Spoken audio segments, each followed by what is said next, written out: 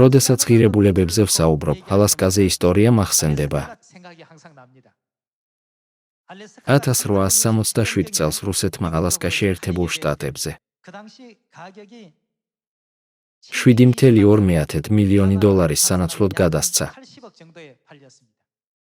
რუსეთმა ალასკა ძალიან დაბალ ფასად გაყიდა. ხალხს იგი უსარგებლო მიწად მიაჩნდა, რომელიც მთელი ზამთრის განმავლობაში იყინება. ისინი მას უნაყოფო მიწად თვლიდნენ. თუმცა მიწის გაყიდვიდან 13 წლის შემდეგ შეერთებულმა შტატებმა აღმოაჩინა, რომ მასში 300 მილიონი დოლარის ღირებულების ოქრო იყო დამარხული. მაშინ ალასკაში მხოლოდ ოქრო იყო? არა. ახლა მათ აღმოაჩინეს, რომ ნავთობის მარაგი იმდენად დიდია, რომ მისი ფასის დაჯენა შეუძლებელია.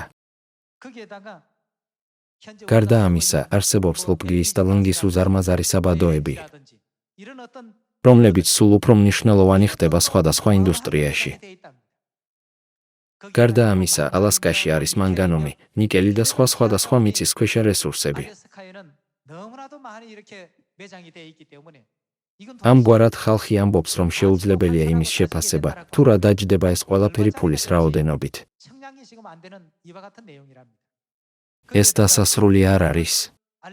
ალასკის სანაპიროსთან ყველანაირი თევზი ბინადრობს.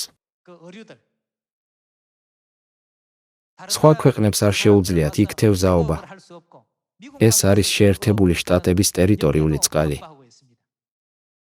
უფრო მეტიც, როდესაც სხვებს სურთ საჰაერო სივრცეში ფრენა, მათ უნდა მიიღონ ნებართვა შეერთებული შტატებისგან. ნებართვის მისაღებად პირობები არსებობს.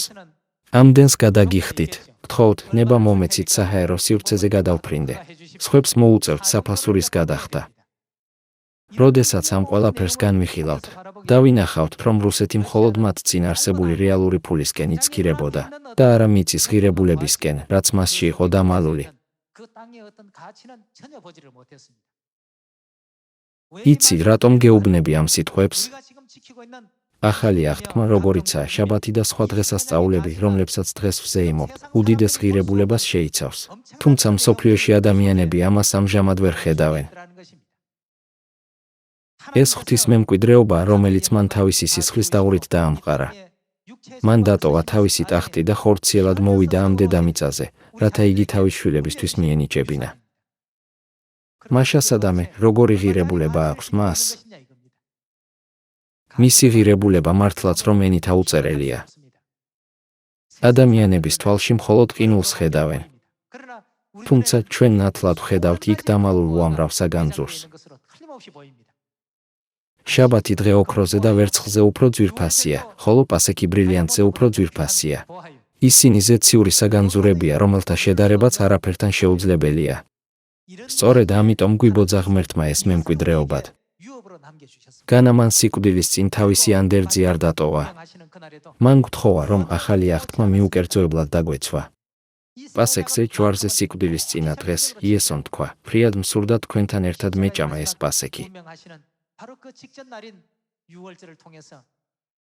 მხოლოდ მისი გულწრფელი სიტყვებითაც კი, მისი საიდუმლო და ღირებულება განუზომელია და ძალიან დიდია იმისათვის, რომ მისი სრულად გაგება შევძლოთ.